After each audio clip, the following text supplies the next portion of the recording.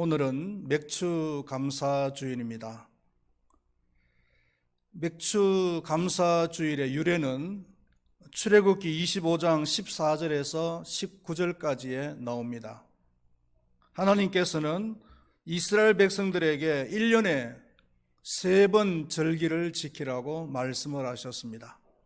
첫 번째가 무교절, 즉 6월절입니다. 봄에 드리는 절기입니다.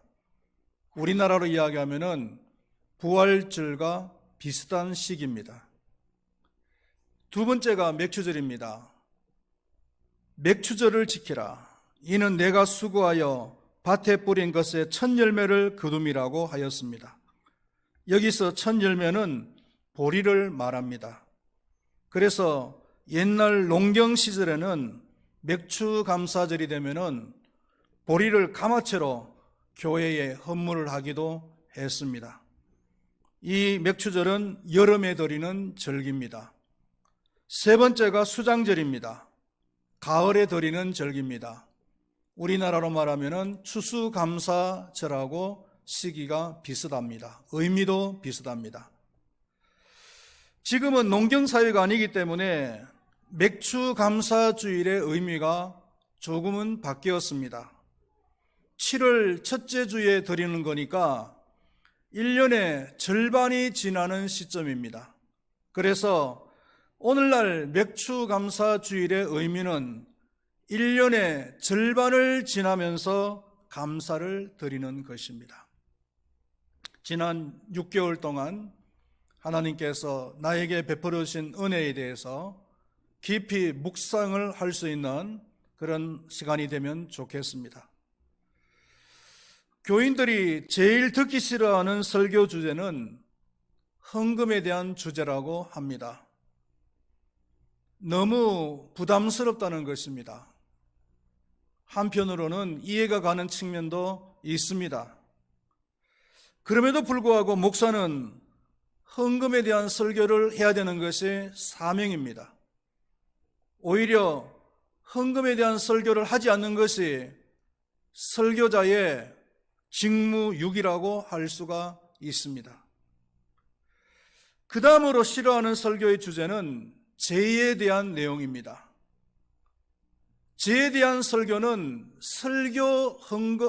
헌금 설교만큼 부담스럽다는 것입니다. 일주일 동안 험한 세상을 살다 교회에 왔는데 교회에서조차 부담스러운 설교를 한다는 것이죠. 그래서 미국의 일부 목사들은 죄를 악으로 보지 않고 단지 심리적인 질환으로 보기도 합니다. 그래서 죄는 회개의 대상이 아니라 치료를 받아야 될 대상이라고 설교를 합니다. 그래서 부담스럽지 않게 설교를 하고 듣는 것입니다. 그러나 참으로 위험한 발상이 아닐 수가 없습니다. 병에 독이 들어 있습니다. 그렇다면은 독이라고 써놓아야 됩니다. 가능한 한 크게 써놓아야 되고, 그리고 할 수만 있다면 주변 많은 사람들에게 그 사실을 알려야 됩니다. 그래서 사람들이 조심하고 멀리 해야 됩니다. 그래야 피해를 사전에 방지할 수가 있는 것입니다. 어떤 사람이 독사를 애완용으로 키웠습니다. 맛있는 먹이도 제때 주고 스킨십도 해주니까 독사하고 아주 친해졌습니다. 그런데 어느 날 그 사람의 부고장이 날라왔습니다. 키우던 독사에게 물려 죽었다는 것입니다. 이유인적 독사와 아주 친근하게 잘 지냈는데 어느 순간 독사를 자극하는 터치를 잘못했다가 독사가 순간적으로 물어버렸다는 것입니다. 이 사람이 잘못한 것이 무엇입니까? 애시당초 독사를 애완용으로 키운 것이 잘못입니다. 독사라고 하는 동물은 애완용으로 키울 것이 아니라 멀리 해야 되는 동물인 것입니다. 죄라는 것이 이와 비슷합니다. 경고를 철저히 해서 아예 조심을 하고 멀리 해야 하는 것이지 다르게 해석을 해서 가까이 하고 있으면은 참으로 위험한 것이라는 것입니다. 죄의 기원은 18절에 진리를 거부하는 데서부터 시작이 되어진다라고 말씀을 하고 있습니다. 하나님이 존재한다는 것은 이것은 절대 불변의 진리입니다. 그런데 이것을 거부하고 나니까 온갖 죄된 행동들이 나오게 되는 것입니다. 하나님을 영화롭게 하지도 않고 감사치도 않습니다. 그리고 피조물을 조물주보다 더 경배하게 됩니다. 다시 말하면 우상 숭배를 하게 된다는 것이죠. 그리고 육신의 정욕대로 삽니다. 하나님께서 만드신 성의 질서를 다 깨트려 버립니다. 그 결과가 뭡니까? 그 결과는 하나님의 진노 아래 있게 되고 결국은 심판 아래 있게 된다는 것입니다. 하나님의 심판이 무엇일까요? 로마서에 의하면은 하나님의 심판은 하나님께서 포기하시는 것입니다. 즉 하나님께서 내버려 두시는 것이라는 겁니다. 지옥은 어떤 곳입니까? 하나님께서 포기한 곳이 지옥입니다. 다시 말해서 지옥이라는 것은 아무런 소망이 없는 곳입니다. 어느 곳에 있든지 간에 하나님께 버림을 당하고 소망이 없는 삶을 사는 것은 지옥의 삶을 사는 것이라고 할 수가 있습니다. 오늘 봉독했던 29절에서 31절까지의 모두 21가지의 구체적인 죄의 항목이 나옵니다. 하나님께서 내버려 두시면은 성적인 범죄와 아울러서 지을 수 있는 죄의 항목들입니다. 마치 죄의 나무에 죄의 열매들이 주렁주렁 맺혀 있는 꼴입니다. 이 21가지의 죄를 굳이 구분을 해보자면은 처음에 나오는 4가지, 그 다음에 5가지, 그리고 나머지 12가지, 4가지, 5가지, 12가지로 구분을 할 수가 있습니다. 처음에 나오는 4가지의 죄는 타인의 재물과 안녕을 해치는 죄라고 할 수 있습니다. 불의, 추악, 탐욕, 악의가 가득한 것입니다. 대표적으로 그 중에서 탐욕에 대해서 한번 생각을 해보면은 하나님을 떠난 인간의 탐욕은 끝이 없습니다. 그래서 인간의 탐욕과 관련되어진 신화도 있습니다. 프리기아의 미다스 왕은 어느 날 술에 취해 길을 잃고 방황하던 한 노인을 발견합니다. 그리고 그를 왕궁으로 데려와서 열흘 동안 잘 보살펴 줍니다. 알고 보니 그 노인은 디오니소스 신의 양아버지인 실레노스였습니다. 이 사실을 알게 된 디오니소스는 미다스를 찾아가서 무엇이든지 좋으니까 한 가지 소원을 들어주겠다고 말을 합니다. 그때 미다스는 제 손에 닿는 모든 것이 황금으로 변하게 해 주십시오 라고 소원을 말했습니다. 미다스의 말을 들은 디오니소스는 약속대로 그의 소원을 들어줍니다. 그때부터 미다스는 정원수, 조각들, 가구 할 것 없이 닥치는 대로 황금으로 만들었습니다. 아주 신이 났습니다. 그런데 예상치 않은 문제가 발생을 했습니다. 그 문제가 뭐냐면은 만지기만 하면은 모든 것이 황금으로 다 변해버리니까 음식을 먹을 수가 없는 것입니다. 음식을 먹으려고 손에 잡으면은 그것도 황금으로 변해버리니까 황금을 먹을 수는 없잖아요. 상심한 그는 무심코 자기 딸을 안았다가 기겁을 했습니다. 왜냐하면 사랑하는 딸이 금덩어리로 변해버렸기 때문입니다. 뒤늦게 지나친 욕심을 반성한 미다스는 디오니소스에게 다시 원래대로 되돌려달라고 간청을 했습니다. 디오니소스는 과오를 깨닫은 미다스에게 자비를 베풉니다. 파크툴루스 강의 원천까지 거슬러 올라가서 거기에서 온몸을 담그고 탐욕의 죄를 씻으라. 미다스는 시키는 대로 강물에 몸을 씻고 황금의 재앙에서 벗어났습니다.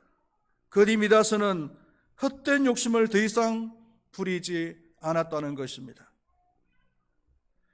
러시아의 대문호 톨스토이는 인간에게는 얼마나 많은 땅이 필요한가라고 하는 단편에서 인간의 그 탐욕에 대해서 잘 묘사를 하고 있습니다. 소작인 바함이라고 하는 사람이 있었습니다. 이 사람의 꿈은 자신의 땅을 경작하는 것입니다. 소작이니까 남의 땅을 계속 경작하는 거잖아요. 그런데 꿈은 내 땅을 가지고서 한번 경작해 보는 것이었다는 겁니다. 그래서 열심히 일해서 땅을 조금씩 늘려가는 즐거움으로 살아갔습니다. 그러나 그는 항상 부족함과 아쉬움 속에서 지금보다 조금만 더 많은 땅을 가질 수 있으면 정말로 행복해지리라는 생각에서 벗어나지 못하고 있었습니다. 그러던 어느 날 소문을 하나 듣습니다. 바스키르인들이 사는 마을에 가면은 끝없이 넓고 비옥한 땅을 아주 싼값으로 사들일 수 있다는 소문이었습니다. 그래서 이 바함은 자신의 전 재산을 정리하고 그 마을로 찾아가서 그곳 촌장과 계약을 맺습니다. 그 계약 내용은 1000루블을 내면은 해가 떠서 칠 때까지 걸어서 돌아온 땅을 모두 갖는다는 것이었습니다. 단 해가 지기 전까지 출발 지점으로 돌아와야지 만약에 돌아오지 못한다면은 땅을 한 평도 얻지 못한다는 내용이었습니다. 그 다음날 아침 바함은 자신이 밟고 지나간 땅이 모두 자신의 것이 된다는 생각에 계속해서 앞으로 나아갔습니다. 그러면 가면 갈수록 점점 더 비옥한 땅이 눈앞에 펼쳐져서 발길을 돌릴 수가 없었습니다. 그러다가 문득 정신을 차려서 하늘을 보니까 해는 어느덧 서산을 향해서 질주하고 있었고 돌아갈 길은 아득했습니다.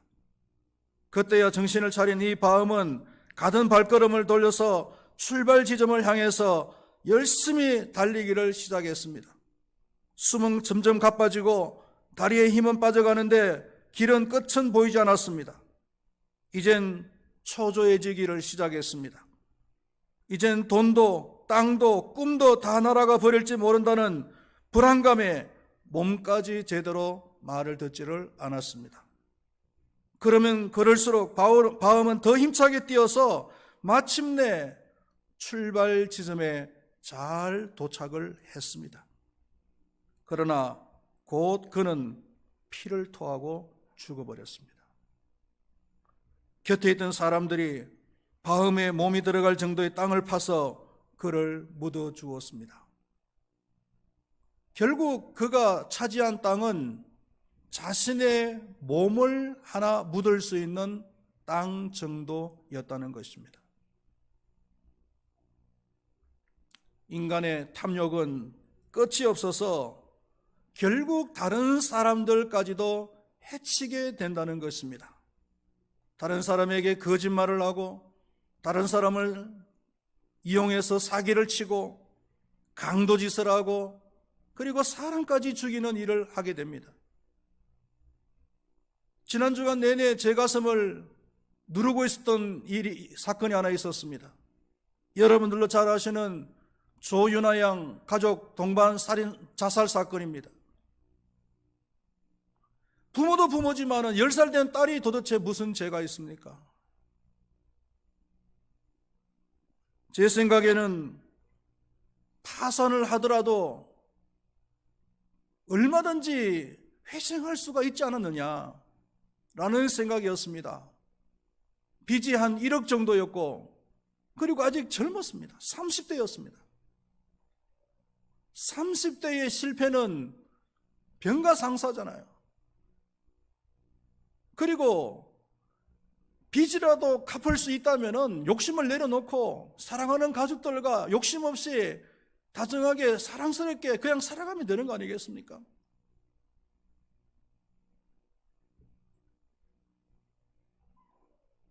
그러나 내가 이해할 수 없는 물질에 대한 생각이 있었던 것 같아요. 그 부모님이. 결국은 본인들이 죽는 것은 고사하고 어린 딸까지 죽이는 그런 죄까지 범한 거예요. 인간의 탐욕이 부른 결과들입니다. 그 다음에 나오는 5가지의 죄는 타인의 인격을 해치는 죄입니다. 시기, 살인, 분쟁, 사기, 악독이 가득한 것이라고 했습니다. 이 중에 시기에 대해서 잠깐 생각을 해보면은 사람의 악한 심성 중에서는 사촌이 논을 사면 배가 아프다는 말이 있습니다. 그것도 모자라서 어떤 사람은 사촌이 논 사면은 안면 근육까지 땡긴대요. 배 아픈 것은 말할 것도 없고 안면 근육까지 땡긴대요. 너무 약이 올랐어요. 그리고 다른 사람이 칭찬을 들으면 배가 아픕니다. 심지어 교회 안에서도 이런 일이 벌어지는 경우가 있습니다. 목회를 하면서 힘든 것 중에 한 가지가 교인들 칭찬하는 거예요. 그래서 이 사람을 칭찬하면 저쪽에서 우리 목사님은 한쪽만 칭찬한다, 이런 얘기가 나오니까 참 칭찬하기가 쉽지 않아요. 그래서 칭찬할 일이 있으면 정말 심사숙고해서 칭찬을 해야 됩니다. 시기가 지나치면은 남을 해롭게 하거나 남을 해치게 되는 경우도 많이 있습니다. 가인과 아벨 얘기가 우리에게 많은 교훈을 주고 있잖아요. 형 가인은 제사에 실패를 했습니다. 그러나 동생 아벨은 제사에 성공을 했습니다. 그렇다면은 쿨하게 형이 동생한테 내가 너에게 졌다, 네가 나보다 낫다, 축하한다, 이렇게 해줬으면은 얼마나 멋있는 형이었습니까? 그렇잖아요. 비록 제사에는 실패했지만은 성경 역사에 멋있는 인격자로 기록이 되어졌을 거예요. 그런데 자기는 실패하고 동생이 성공했다고 해서 막 시기에 몸을 떠는 거예요. 그리고 얼굴이 실룩실룩해지는 거예요. 그러다가 결국은 자기 동생까지 죽여버리는 그런 일이 벌어진 거예요. 누구에게나 이 시기하는 마음은 조금씩은 다 있지 않나요? 그리고 나머지 12가지의 죄는 공동체 안에서 지을 수 있는 죄입니다. 수근수근하는 것, 비방하는 것, 하나님을 미워하는 것, 능욕하고 교만한 것, 자랑하고 악을 도모하는 것, 부모를 거역하는 것, 우매하고 배악한 것, 무정하고 무자비한 것. 이 12가지 중에서 수근수근하는 것과 비방하는 것에 대해서 생각을 해보면은 수근수근하는 것과 비방하는 것은 공동체 안에서 다른 사람의 인격을 죽이는 것은 공통적인 것입니다. 그러나 수근수근하는 것은 은밀하게 다른 사람의 인격을 죽이고, 비방하는 것은 공개적으로 다른 사람의 인격을 죽이는 거예요.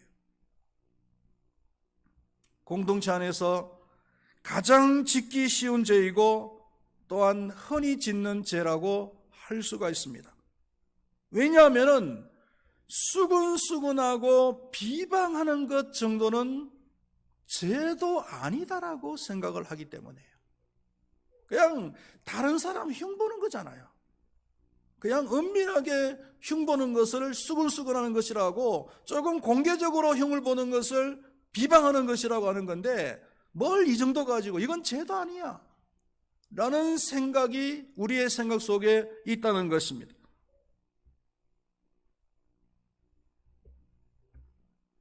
교인들이 모여서 누가 어떻더라 라는 얘기를 하는 경우들이 있습니다. 참 듣기가 거북합니다. 그래서 듣는 척 하다가 대화의 주제를 다른 방향으로 옮겨버립니다. 그리고 사람들이 가고 나면은 제가 해결을 합니다. 왜냐하면은 얼마 전에 제가 또 수군수군하는 죄를 저질렀더라고요.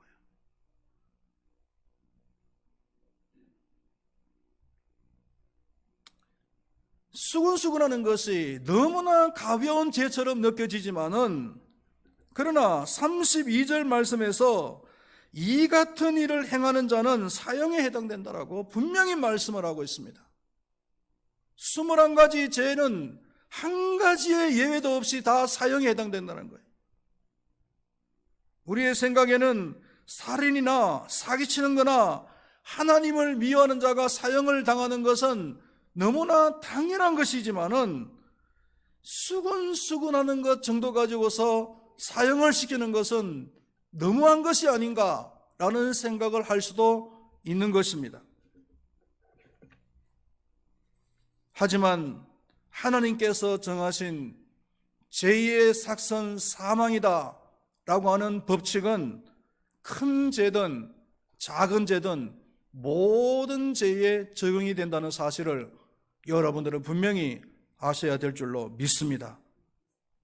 사람을 여러 명 죽인 살인마도 하나님의 심판대 앞에 서면은 사형을 당하겠지만은, 소크라테스나 공자, 석가 같은 이런 작은 죄를 지은 사람들도 하나님의 심판대 앞에서 사형을 받기는 마찬가지입니다. 아무리 착하게 살려고 노력을 해도 구원을 받을 수 없는 이유가 뭐냐면은, 착하게 살려고 노력을 하기 때문에 선을 행하기는 행하겠지만 다른 한편으로는 또 죄를 짓는단 말이에요. 선을 행하는 동시에 또 다른 방향으로는 죄를 짓기 때문에 그 죄 때문에 구원을 받을 수가 없다는 거예요. 그러면 어떻게 해야 되겠습니까? 그 답은 로마서 8장 1절 말씀에 나옵니다. 그러므로 이제 그리스도 예수 안에 있는 자에게는 결코 정죄함이 없느니라. 할렐루야. 예수 그리스도께서 이미 우리 죄를 대속해 주셨기 때문에 예수 그리스도를 믿고 그 안에 있으면은 정죄를 당하지 않습니다. 죄에 대한 심판을 면제받습니다. 그러면은 천국을 갈 수가 있는 것입니다. 할렐루야. 여러분, 하늘에서 비가 옵니다. 비를 안 맞으려고 하면 어떻게 하면 되겠습니까? 비를 안 맞기 위해서 열심히 빨리 달려가면 되겠습니까? 아니면 비 사이로 그냥 춤을 추면서 가면 되겠습니까? 안 됩니다. 비를 안 맞을 수 있는 방법은 우산을 쓰면 되는 거예요. 그렇잖아요. 이 죄의 문제는 우리가 아무리 노력을 해도 해결할 수 없는 문제예요. 그렇기 때문에 예수 그리스도라고 하는 그 우산 속에 숨으면 되는 겁니다. 그 안에 있으면 되는 겁니다. 그러면은 죄의 비를 우리는 피할 수가 있는 것입니다. 할렐루야. 다른 방법은 없습니다. 기도하겠습니다. 하나님 아버지, 하나님은 분명히 살아계시는데 하나님이 없다고 하니 거기에 따른 많은 죄의 행동들이 뒤따를 수밖에 없습니다. 오늘 그 죄의 열매 21가지를 우리가 살펴봤는데 그 21가지 죄를 짓는 사람은 사형에 해당된다고 하나님께서 정했습니다. 사람을 죽이거나 하나님을 미워하는 사람들도 당연히 사형을 당하겠지만 심지어는 우리가 그 정도는 죄도 아니다 라고 생각할 정도의 가벼운 수군수군하는 죄까지도 하나님께 심판을 받으면 사형을 당할 수밖에 없다라고 말씀을 하였습니다. 그러면 어떻게 이 문제를 우리가 해결할 수가 있겠습니까? 우리의 노력으로서는 아무리 착하게 노력을 해서도 이 문제를 해결할 수가 없습니다. 그리스도 예수 안에 있는 자에게는 정죄함이 없다고 했습니다. 예수 그리스도께서 이미 우리 죄를 위해서 십자가 위에 돌아가셨고 우리 죄를 대속하여 주셨기 때문에 우리가 그 예수님을 믿고 그 예수 그리스도 안에 있기만 있으면은, 거하기만 거하면은 우리는 죄의 심판에 대해서 면제를 받고 자유함을 누릴 수가 있고 구원받을 수가 있고 천국에 들어갈 수가 있는 줄로 믿습니다. 우리 큰바위교회 모든 성도님들은 예수 그리스도를 온전히 믿음으로 받아들이고 그 예수 그리스도 안에서 매일같이 살아갈 수 있도록 도와주시옵소서. 예수님의 이름으로 기도드리옵나이다. 아멘.